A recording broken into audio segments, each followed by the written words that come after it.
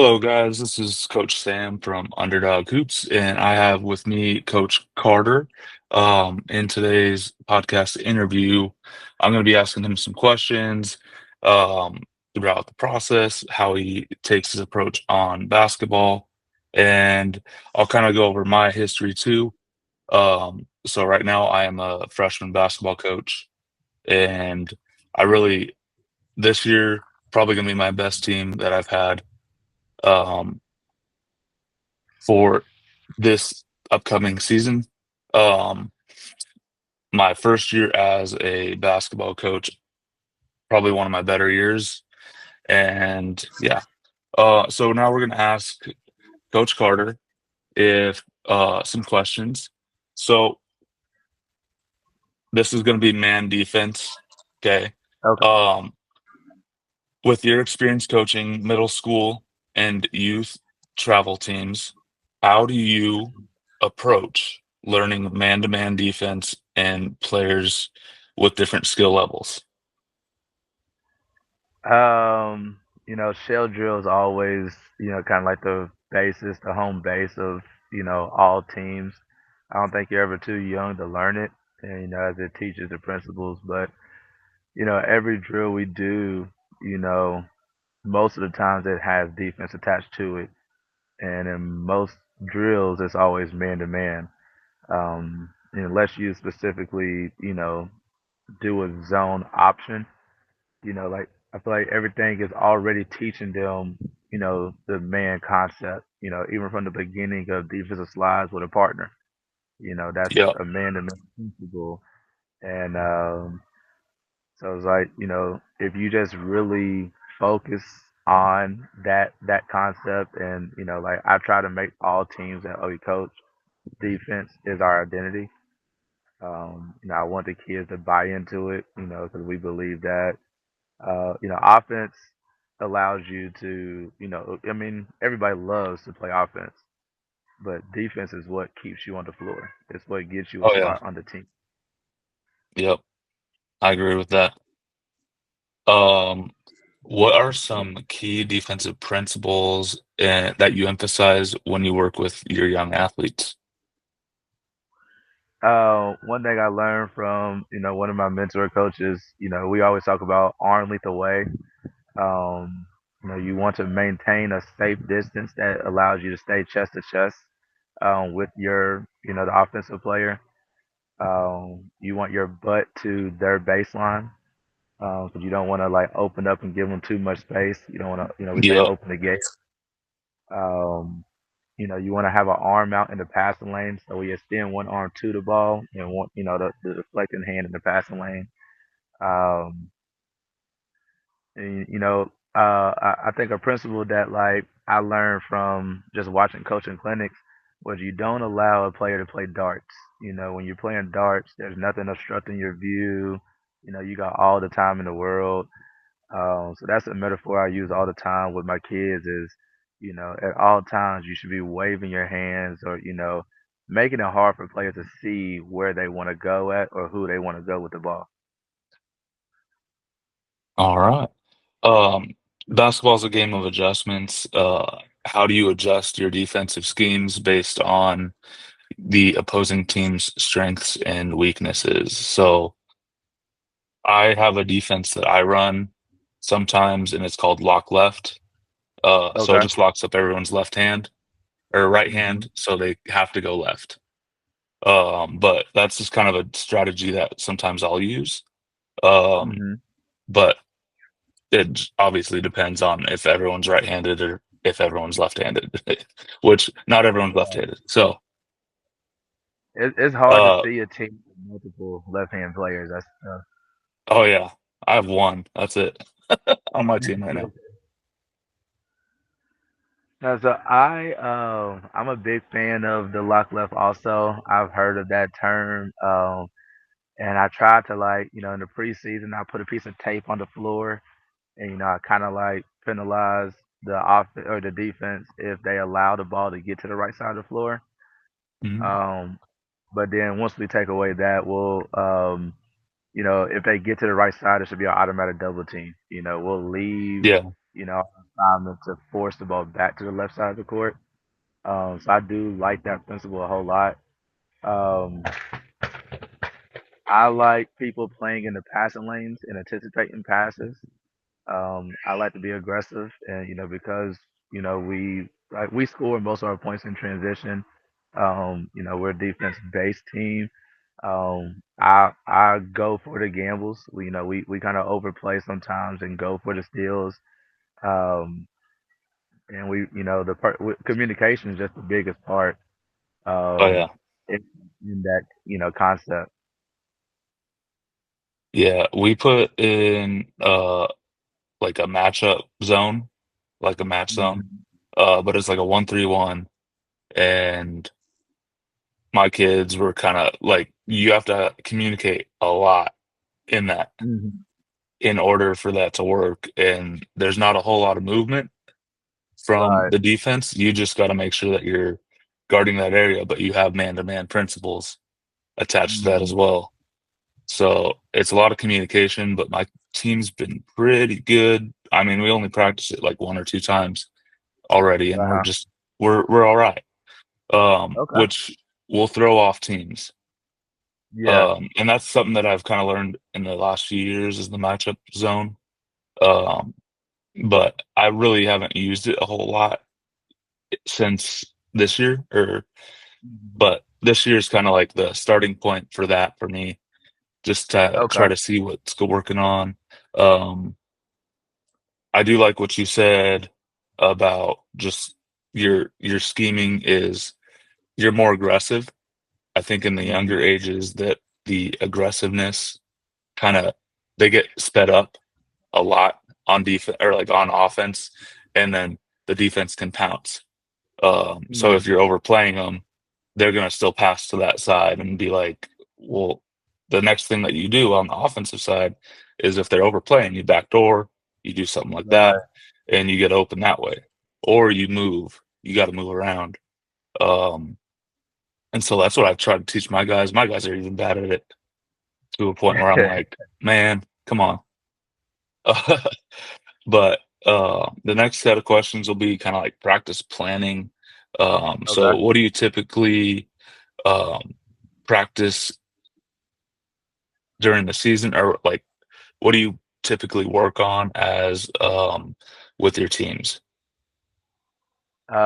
So I like to play in transition. So I'm a really big fan of like the numbered fast break. Um, I do a lot like preseason and like the early part of our season. We do a lot of outlet drills and different, ways of getting the ball down the court very quickly. The terms I use a lot is advance your sideline. We score across. So we always look to advance it, on the same side of the ball, but then we always look across the court to score. Trying to catch that, somebody running to the rim at all times.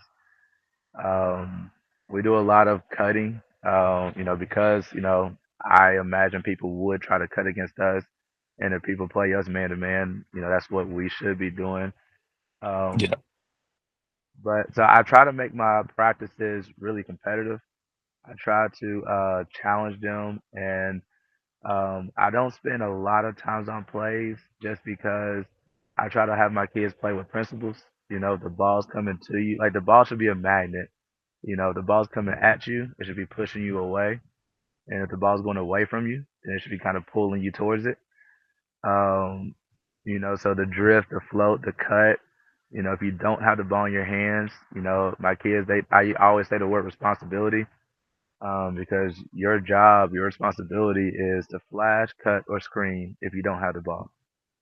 Um, so I try to just keep key words where I don't have to talk too much in the game, and like I'll use my timeouts or I'll use my like if they're shooting a free throw, that's when I can really communicate to a player.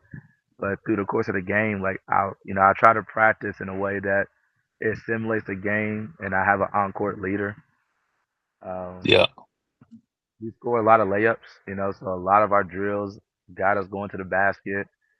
We try to incorporate our ball handling with finishing, so that I might start a practice, the very preseason where we do some warm up ball handling.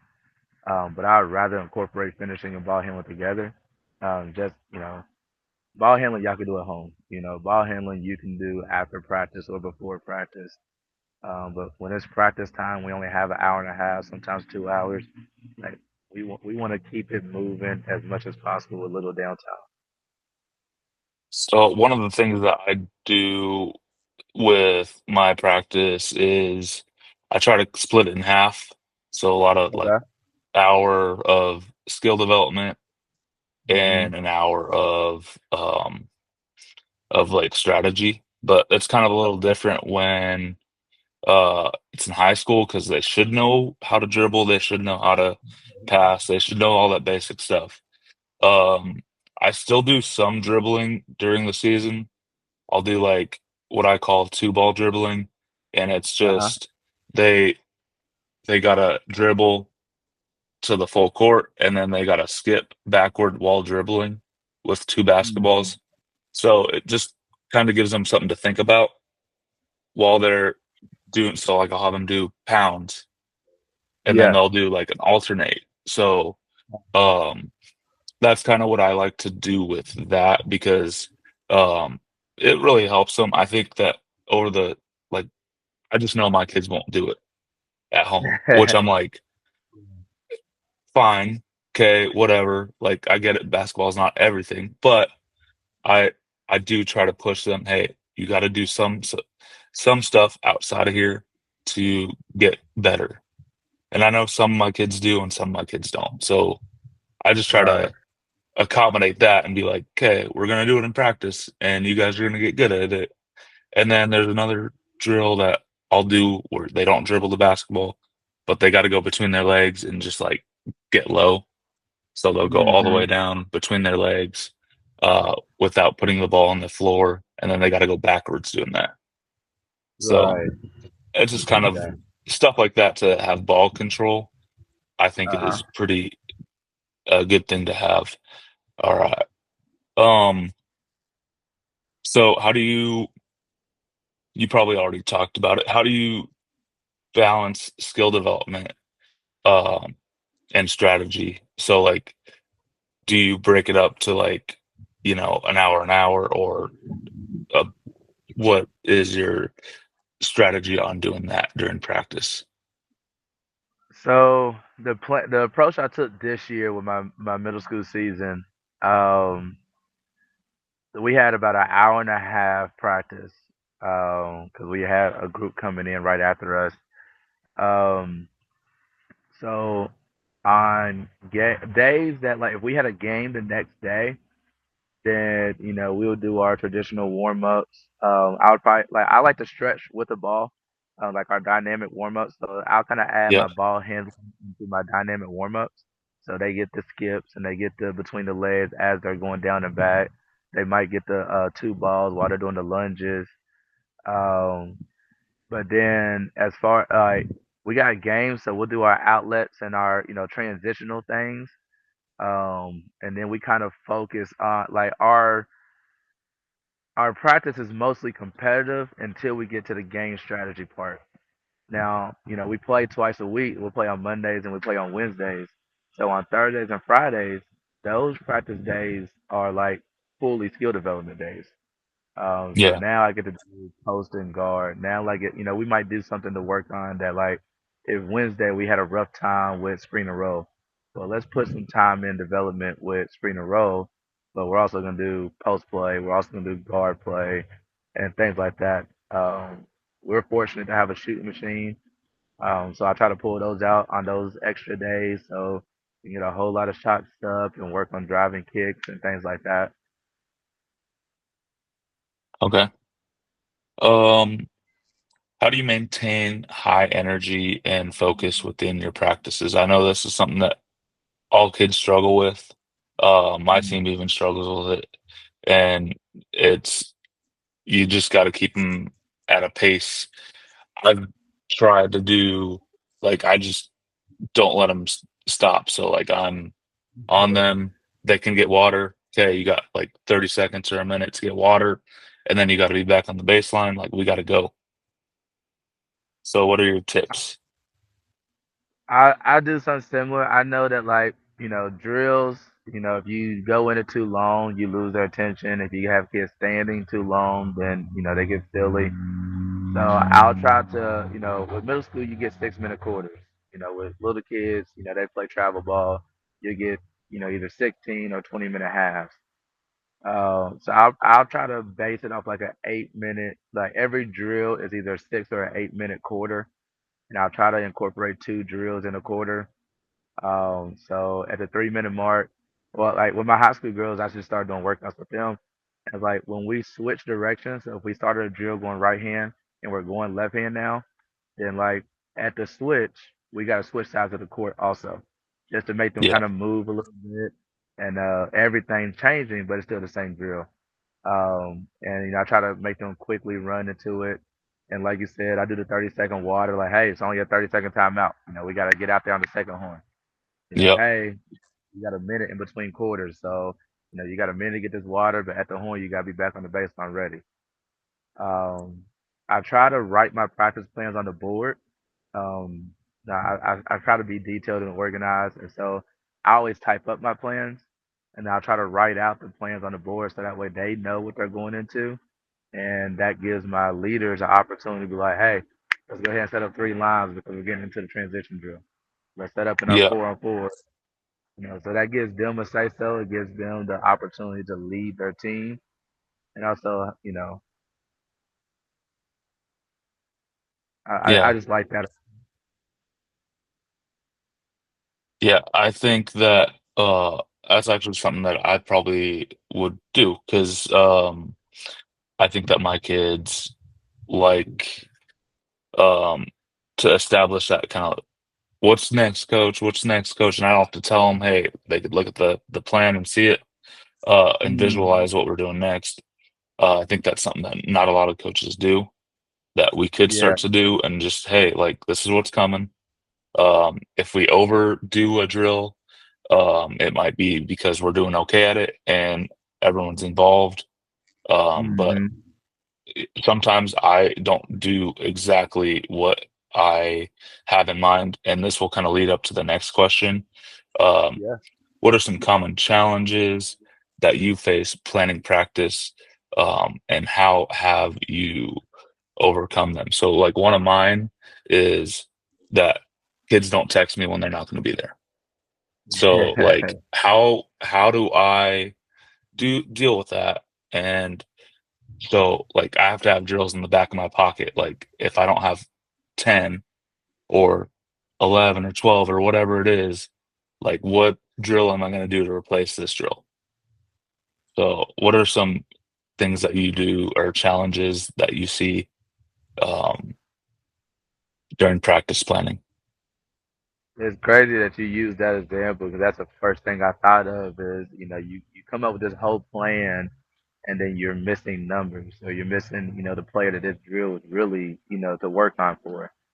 Um, and so, yeah, I mean, I feel like it's always good to have at least four in your pocket that like, if things start getting ugly, even if you have a drill and it's just not looking the way you want it to look or they're not really getting it out of it what you want it to, you know what, let's just switch gears and, let's go to home base. Let's go to one that I know, we've done before. I know you can be successful in. Um, and as I kind of plan my next route, um, yeah, I've had to change plans in the middle of practice, and I think that's one thing that like it helps you as a coach to be able to adjust because, like you said earlier, the game is about adjustments, and Yeah, if you struggle with adjusting in practice, you're gonna struggle with adjusting in a game, and so I think they say, Murphy's Law. I think it's Murphy's Law, but anything that can go wrong will go wrong at its worst time. And so just to be, when you're expecting or when you're prepared for something, to be able to have that audible, to be able to just switch gears and be like, all right, everybody go to the baseline. Let's do, the star drill, or hey, let's get into our relay passing. Just to give them some fun while you're like, okay, what I need to go to next. Yeah, that's a good idea. So these next few questions will be about culture. We're Uh-huh. working our way to transition because I like to talk about transition too. Uh-huh. But how have you built a strong culture across the different coaching, the different roles of players? Like you have captains. How do you kind of bridge the gap between the coach to the captain to the players? Um, and just what values do you prioritize with your team in that way? I'll start with values first. I really appreciate, for young kids, of course, they're not going to be the ones to communicate, but I do appreciate communication. Let me know if something's bothering you. Let me know if you're not going to make it. Let me know if there's anything I can do for you. Because I got an open door policy. I want you all to know that I'm here for you. More than just a basketball player. I do care about you as a person. Um, respect is a big thing, and I will, appreciate, and I would hope that everybody that's a part of this team looks at it as a family, not just something I'm forced to do, not just something that I'm here for 2 hours and I'm gone. But it should be something you look forward to. You enjoy being with, these brothers or sisters, or at this time. Um, so we really, we'll do off season, just gatherings. We try to make sure we, have those bonding times to help establish the family. Um, but effort and hustle, those like a non-negotiable. Everybody is, required to give the maximum effort. I understand you might be sick, or, you might be in pain this time and you can't go 100. Go what you can. But you got to communicate it to me. I don't know that you're only going 80 because you got an ear infection if you don't tell me that.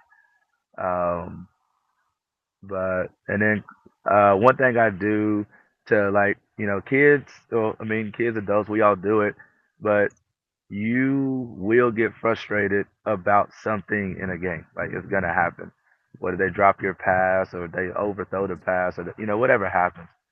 And to encourage, like, the positive pickup of people, we do a communication circle at the end of practice. So every day when we wrap up practice, everybody got to high five somebody, and we'll go around the circle and say something nice about the person next to you.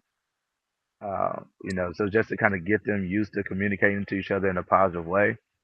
And after 20 times of me giving you a compliment, I might have deserved that one time that I kind of fussed at you because you dropped my pass. Like that.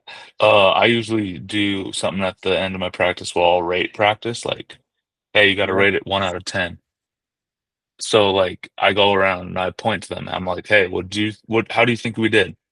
And this is something that I did this year, that I started this year, because our varsity coach does a grading system, and I was like, kind of younger kids like the 10 out of 10, or like let's go with a 5 out of 10 with that practice. Like we didn't do great, or like and then they speak up, because I'll call someone out. I'll be like, okay, why'd you pick a 4? Like why was it such a bad practice? Or why'd you pick 8? Why was it like, was it a pretty good practice? And so like I'll do it like that. And so they'll have to like communicate with me, and they'll have to communicate and say to their teammates why they thought it was whatever number it was. Um, so that kind of leads me into our next question. Um, how do you handle conflict and challenges with the team dynamic? I've seen so many conflicts over the years that just kind of, um, like, you gotta stop them right away and just say, Right. hey, like, this person's your teammate. I know they dropped the pass. I know they did this, but they're your teammate. You gotta help them along. So, like, for my point guard this year, he's in a spot where he could make that jump from freshman to varsity next year instead Mhm. of the freshman JV. I had a kid last year that did the same thing. Um, Uh-huh. and it's just because they hustle and they go hard, and he has really good footwork, and that's something that not a lot of freshmen have. Um, but it's something that like he he struggles with maybe that conflict resolution right now, and Hmm. we want to get him to that point, and then he can probably make that jump because his skill level is pretty good. But I think Yeah. like the mental side of it is like, okay, let's work on the mental side, and then you know there's a possibility of you being that next level because he is really good, and I'm like, I just keep on telling him like, you gotta be the leader of this team, but you also gotta like understand that these kids are not to the level of you that you're at right now. So you're Hmm. you're putting yourself.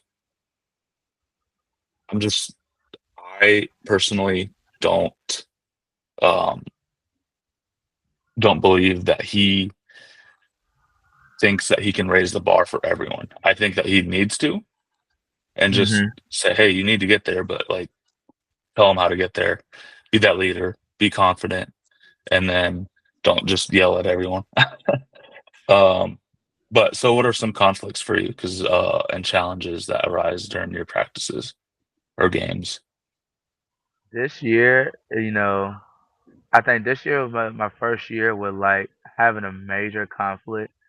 With kids, you know, you sit them down, have some ice cream, and everything's good. They forget about it. But with middle schoolers, um, like I've had times where like, we'll do the team bonding thing. We'll sit down and make posters and have ice cream and watch a film. We've done a cookout at a fundraiser. We'll do things, and if the conflict still presumes like instead of if it gets too big, I'll isolate, the players and have them sit down and communicate with each other. Um, but I try to take an approach with just send the whole team down so nobody feels isolated. Nobody feels like I'm attacking one person. It's one of those like if the shoe fits, wear it. But I'll do sit downs with the whole team. We'll just sit and talk like guys, I want y'all to know that I need everybody, to win this. It's not one person that matters more than anybody else. You all have to lock in and play together. You gotta trust in each other, and remind them of our core values, and let them know that like the only thing that can stop you is yourself. If you allow outside things to, come into the game, like it will change what we've built. If you allow personal problems into the game of basketball, it will alter how you play. And so, once we're in between these lines, like nothing else should matter. You all should be having fun here, and it's a safe place.